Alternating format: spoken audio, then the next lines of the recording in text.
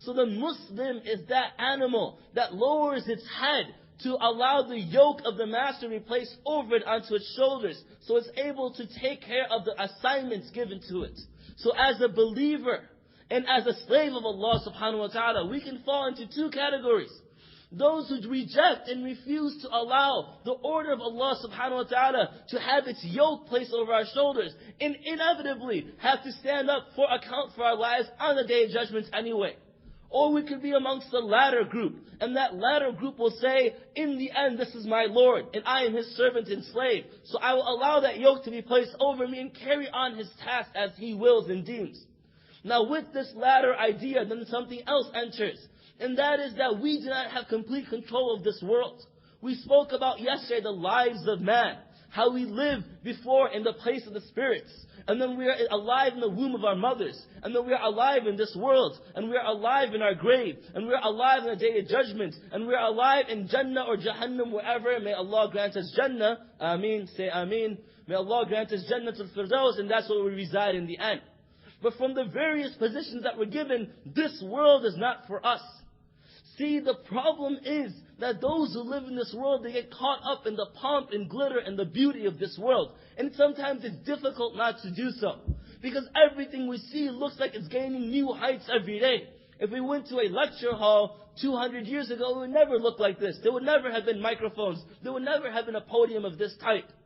However, 200 years later, we find ourselves in this hall, and if the world exists 200 years from now, something greater will have developed. So the idea is, because of the advancements and that which exists, sometimes زُيِّرْ لِلنَّاسِ حُبُّ الشَّهَوَاتِ مِنَ النِّسَاءِ وَالْبَنِينَ وَالْقَنَاطِيرِ الْمُقَنطَرَةِ مِنَ الذَّهَبِ وَالْفِضَّةِ وَالْخَيْلِ الْمُسَوَّمَةِ وَالْأَنْعَامِ وَالْحَرْثِ ذَلِكَ مَتَاعُ الْحَيَاةِ الدُّنْيَا. So Allah subhanahu wa ta'ala even mentions that زُيِّرْ لِلنَّاسِ, that these things have been made beautiful for mankind. They've been made pretty. They've been made attractive to mankind. This is the way it's been made. This world has been made to look attractive. But as one of our great scholars once mentioned, this world is merely feces wrapped up in gold foil. This world is merely feces wrapped up in gold foil. Because once you begin to tear away the layers of this world, we begin to realize the truth behind the world, which is what? There is nothing that is permanent that will give us pleasure, except for Allah, because Allah is permanent. Now, keeping this in mind, then the second thing that we have to recognize is what? With the relationships that we have in this world. One relationship that must be recognized is the relationship of ourselves to this world. If you were to take the similitude of the boat on water and put it towards man in this world, they are quite alike. In that the example of the boat on water, water is the enemy of the boat. If water comes inside the boat, it will cause the boat to sink. It will destroy those on the ship, and they'll be lost forever. However, if utilized properly, the water will allow that boat to sail from its beginning course to its end course. Never have you seen a boat sail on land. It does not sail over grass. It does not sail over sand. It does not sail over concrete. It needs that water, but the water cannot enter into the boat. In that exact same way, the human being, the heart of the human being is like that boat, and the water is the dunya. The dunya, it can be of one of two ways. We can let it into our hearts. It will drown us in the desires of this world. It will drown us in the wants of this world. It will drown us in the various things that are attractive to this world. Or we can allow the heart to sail over the dunya and pass through it, because this is a place that we have to live in order to get to our final destination. And if we do the latter, make the individual like the boat that sails on water and does not permit water to enter into the boat, then we'll be amongst those who are successful. There is no individual who will go from before the womb of the mother into Jannah directly. They need to pass through this type. They need to pass through this section. This stage is necessary, because it is within this stage the individual begins to prove where they want to go and who they want to be. So as a slave of our Lord, the reality is that if our Lord did not create Jannah, it would have been sufficient for us to worship our Lord, because the servant, the slave, does not seek reward. He only does what his master asks of him.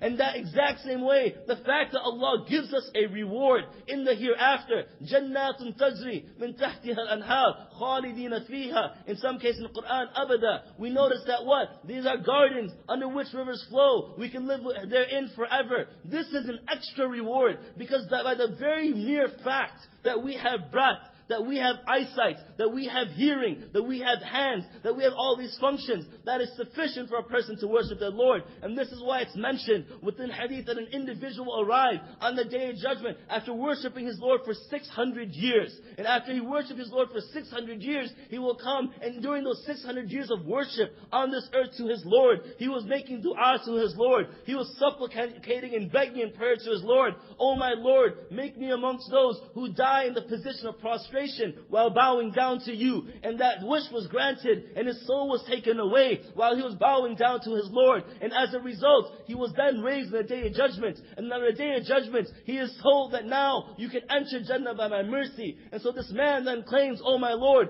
I prayed for 600 years. 600 years I worshipped you. So do not enter me into your Jannah by your mercy. Enter it by my actions, by my worship. So then Allah subhanahu wa ta'ala sees that this is what this man wants. So he takes the gift, the benefit, the blessing, the great ni'mah of Allah, of eyesight, and he puts it on one end of the scale, and his 600 years of worship on the other end of the scale. And when he puts it like that, the scale dramatically tips over to the side of the eyesight, and the man then at that point sees what great blessings and ni'mah of Allah subhanahu wa ta'ala that he had, that sometimes even go unaccounted for. The fact that we can breathe without having to think about it. The fact that we can listen without having to think about it. Imagine if we had to blink and listen and breathe and have our heartbeat and our liver function and our blood flow and our limbs move and all these things at once. One by one we'd all die. One by one we would all die. So when the scale tips, then the man is told, enter into the hellfire. So the man turns to Allah. Oh Allah, enter me into your Jannah by your mercy. So Allah subhanahu wa ta'ala then says, by my mercy I put you onto this world. By my mercy I allowed you to worship me for 600 years. By my mercy I allowed you to die in the position of sajda. So by my mercy enter into my Jannah. So the reality is for the servant and the slave, the various blessings that we've been given, we have to recognize these blessings as being advantages from Allah. And He has no need to give us Jannah except He wants to give us our Jannah. And that is the blessing and generosity of our Lord, that He is so great that despite the fact that we should worship Him without any return, He gives us a return beyond what our worship is worth. Continuing. So then when you continue and look at this world, then the third thing I want to mention is what? We have worship, we have recognition, but the world isn't as easy. All lines aren't straight. All paths aren't completely without their obstacles. So we have our obstacles in this world as well. Allah subhanahu wa ta'ala has chosen to test His believers and those whom He loves and draw them closer to Him through various trials and tribulations in this world. Sometimes they come in small forms. Sometimes they come in great forms. Sometimes they come in hidden forms. Sometimes they come in manifest, obvious forms. But no matter what, they always come to the believer. And this is one thing that we have to always keep in mind. That if our Messenger sallallahu alaihi wasallam was born, his father passed away before he was born, and his mother passed away when he was sick.